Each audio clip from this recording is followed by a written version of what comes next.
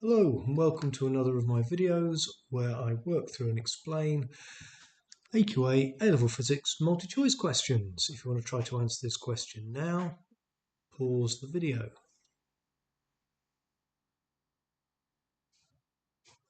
If you got the answer C, well done. If you didn't and want to hear my explanation, keep listening.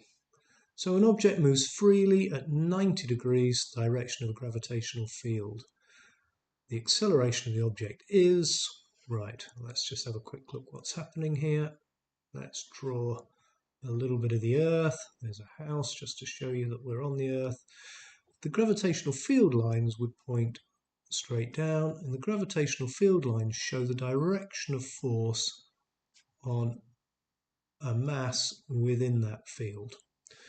So we've got an object moving freely at 90 degrees to the direction of the gravitational field. Let's just have a nice ball moving at 90 degrees to the direction of the field. And we want to know what the acceleration is on that object. Well, the force on the object is going to be at 90 degrees. The gravitational field lines show us that.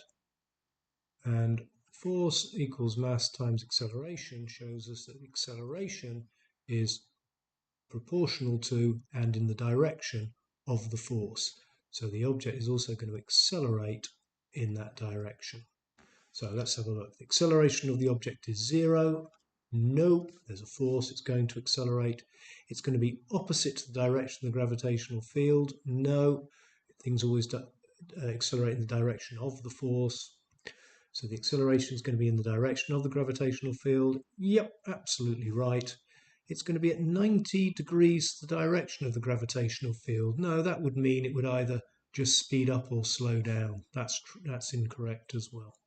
So, answer C, in the direction of the gravitational field. I hope that was a nice, simple, easy explanation. Please subscribe, please watch more, please like my videos. Thank you very much.